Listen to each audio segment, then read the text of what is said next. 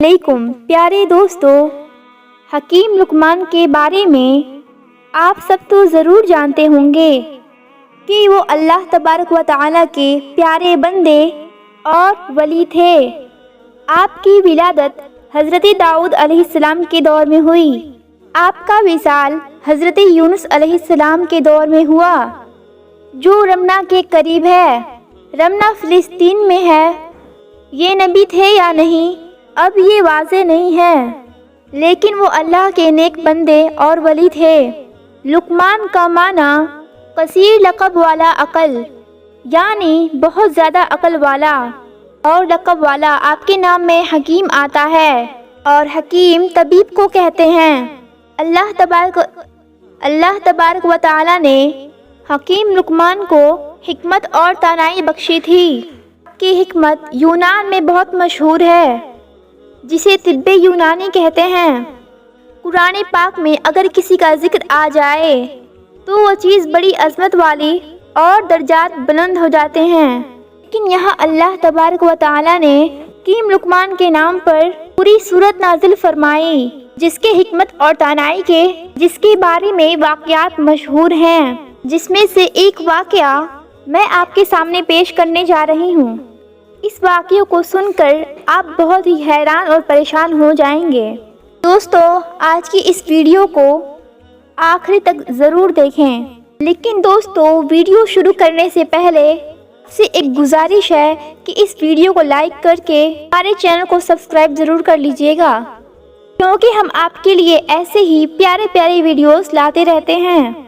दोस्तों, कहा जाता है कि हकीम लुकमान के दौर में हर बेजुबान को जुबान थी। जड़ी बूटियाँ हकीम लुकमान को खुद बोल कर बता देती थीं कि हम इस मर्ज़ के दवा हैं या हमसे इस मर्ज़ की शिफा है। इस हवाले से एक वाक़या मशहूर है कि हकीम लुकमान ने समुंदर के एक किनारे को ढूंढने का इरादा किया। उनके पास एक तोता था जो उनसे बातें किया करता था।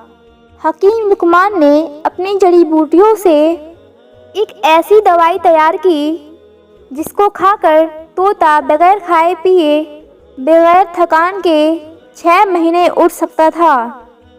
हकीम लुकमान ने 2 गोलियां तैयार की, एक तोते को खिला दी और दूसरी गोली तोते के गले में बांध दी।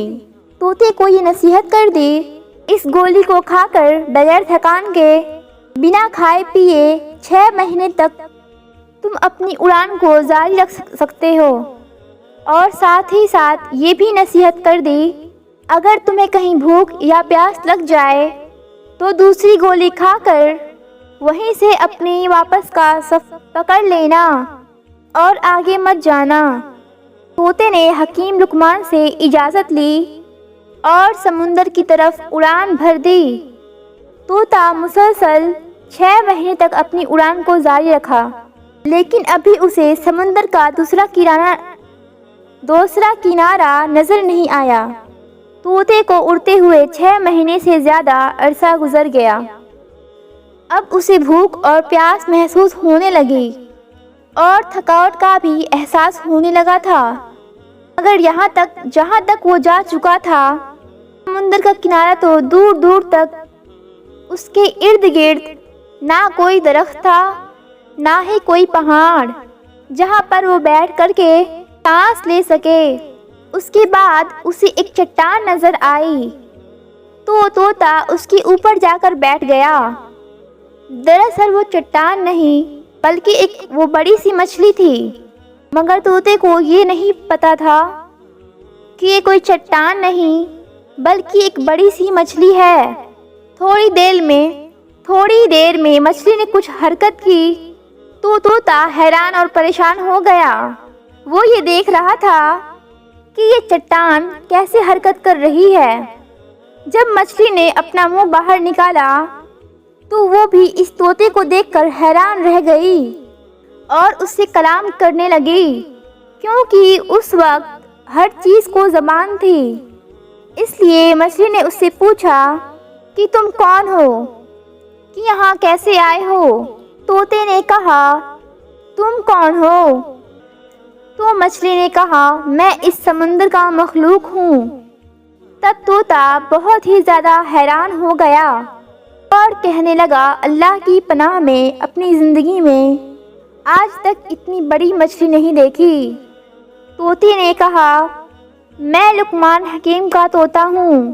لقمان حکیم نے مجھے سمندر کا دوسرا کنارہ ڈھونڈنے کو بھیجا ہے۔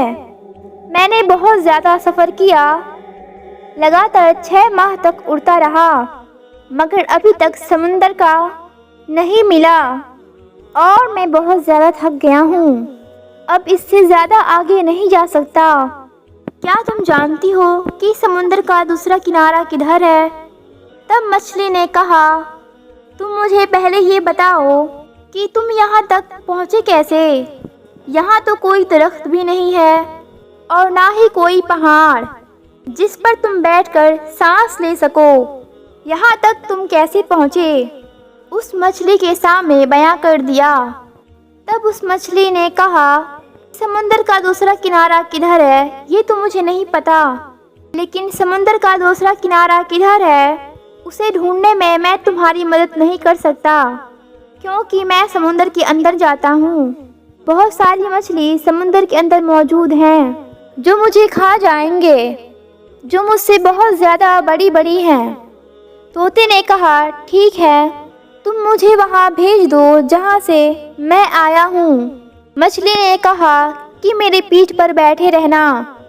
تو طوطے نے ایسا ہی کیا۔ تب مچھلی نے اپنی کروٹ بدلی اور پلک جھپکتے ہی طوطے کو اس جگہ پر بھیج دیا جس جگہ سے اسے آنے میں 6 ماہ لگ گئے تھے۔ طوطا بہت حیران رہ گیا، یہاں سے مجھے اڑتے ہوئے پہنچنے میں 6 ماہ کا وقت لگ گیا تھا، مچھلی نے اسے پلک جھپکتے ہی پہنچا دیا، اور ابھی یہ بھی دعویٰ کر رہی تھی کہ اس سے بھی بڑی مچھلیاں سمندر میں موجود ہیں جس کی وجہ سے وہ آگے نہیں جا سکتی۔ طوطا حکیم لقمان کے پاس گیا اور انہیں سارا ماجرا سنایا۔ حکیم لقمان نے جب یہ سارا ماجرا سنا تو بہت حیران ہوئے اور اللہ کی بارگاہ میں سجدہ ریز ہو گئے اور کہنے لگے یا اللہ، بے شک تو ہی جانتا ہے کہ سمندر کا دوسرا کنارہ کہاں ہے، بے شک تو ہی سب سے زیادہ جاننے والا ہے، بے شک تو ہی ہر چیز پر قادر و مطلق ہے، بے شک تو ہی ہمارا مالک ہے، تیرے قبضے میں سارے دنیا والوں کی جان ہے، تو ہی بڑا رحمان و رحیم ہے۔